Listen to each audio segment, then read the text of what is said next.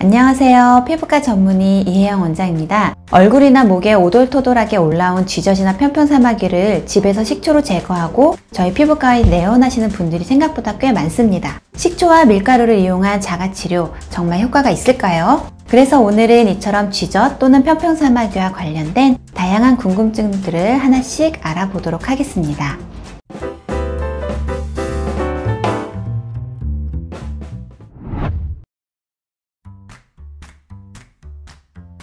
쥐젖과 편편사마귀는 의료진이 아니고서는 육안으로 구분하기가 쉽지는 않은데요. 그래서 두 가지 병변의 차이점을 알기 쉽게 설명해 드리려고 합니다. 먼저 편편사마귀는 접촉에 의해 HPV라고 하는 인유두종 바이러스에 의해 감염이 되는데요. 일반 사마귀하고는 달리 피부 표면이 평평한 살색이나 황갈색의 구진으로 나타납니다. 그래서 편편사마귀를 좁쌀 여드름으로 착각해서 짜는 분들도 계시고요. 쥐젖인 줄 알고 병원에 내원하는 분들도 꽤 많습니다. 하지만 쥐젖은 편편사마귀하고는 달리 피부가 늘어져서 튀어나온 모양으로 말랑말랑하고 피부와 병변 사이에 목이 있는 형태를 띱니다. 정확한 진단을 위해서는 가까운 피부과 전문의를 찾는 것이 바람직하고요. 간혹 피부과 전문의도 쥐젖인지 편편사마귀인지 검버섯인지 구별이 어려운 경우가 많이 있는데요. 이럴 때는 조직 검사를 해보면 가장 정확하게 알 수 있습니다.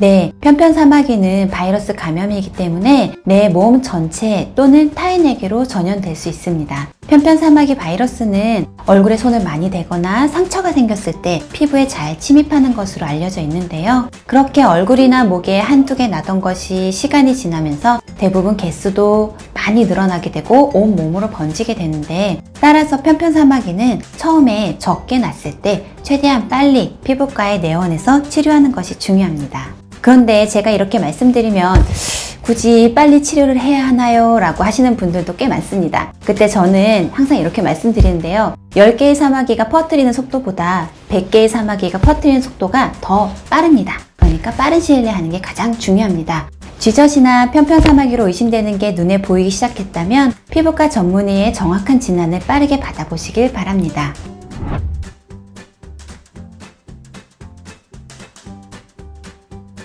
쥐젖이나 편편사마귀 때문에 고민이신 분들은 온라인 포털 사이트나 유튜브에서 식초와 밀가루를 이용해서 자가치료한다는 콘텐츠를 한 번쯤은 보셨을 겁니다. 식초의 산 성분을 이용해서 제거한다는 것인데 혹 때려다가 혹은 물론 흉터까지 유발할 수 있기 때문에 절대 해서는 안 됩니다. 실제로 저희 피부과에 집에서 이 방법을 시도한 후에 내원하는 분들이 많은데요. 식초와 밀가루를 도포한 후 그 부분을 살펴보면 이러한 병변이 제거되지도 않았을 뿐더러 세균의 감염, 화상 등으로 인한 피부 조직의 괴사, 궤양 등이 일어나 심각한 피부 손상을 입는 경우가 종종 있습니다.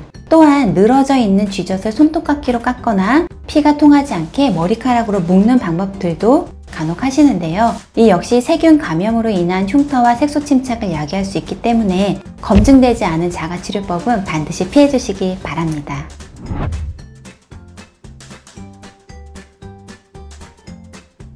사실 쥐젖과 편편사마귀의 효과적인 치료법은 같습니다. CO2 레이저로 병변을 하나하나 직접 타겟팅해서 제거하는 건데요. 레이저 제거는 다른 치료법들에 비해서 시술이 간편하고 어느 부위든 가능하며, 이 사마귀나 쥐젖 같은 경우는 표피의 병변이기 때문에 깊지 않게 제거가 됩니다. 그래서 흉터가 많이 생기지가 않기 때문에 레이저 시술 후 일주일 정도 항생제 연고와 재생 테이프로 잘 관리만 해주면 깔끔하게 제거되는 것이 특징입니다. 대부분 한 번만의 시술만으로도 어느 정도 제거가 되지만 간혹 심한 경우 한 달 간격으로 2회에서 3회 정도 받을 수도 있습니다. 이렇게 전체적으로 한번 싹 없애고 나면 다시 안 생기면 참 좋겠는데요. 안타깝게도 레이저로 없애기 전보다는 덜하지만 어느 정도 다시 재발합니다. 따라서 1년이나 2년에 한 번 정도 반복 시술을 하면서 점차 재발하는 개수를 줄여가시는 것을 추천드립니다. 어떤 분들은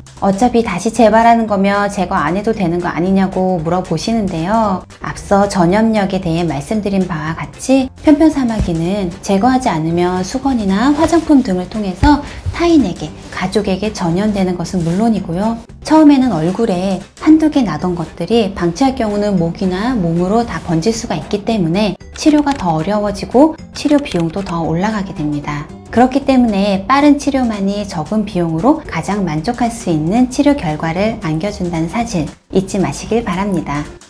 지금까지 쥐적과 편평사마귀에 대한 다양한 궁금증들을 알아봤습니다. 쥐적과 편평사마귀를 시술자가 한 번에 제거하기 위해서 무리하게 강한 레이저를 조사했다가는 흉터가 남을 수 있습니다. 따라서 무조건 한 번에 없애주겠다는 병원보다는 숙련된 시술자가 적절한 강도와 횟수로 치료하는지 꼼꼼히 따져보시길 바랍니다. 오늘 영상이 도움이 되셨다면 구독, 좋아요, 알림 설정까지 부탁드리고요. 쥐적과 편평사마귀에 대해 보다 궁금한 점은 아래 댓글이나 연세스타 피부과 카카오톡 채널로 문의 주시기 바랍니다. 지금까지 피부과 전문의 이혜영 원장이었습니다. 감사합니다.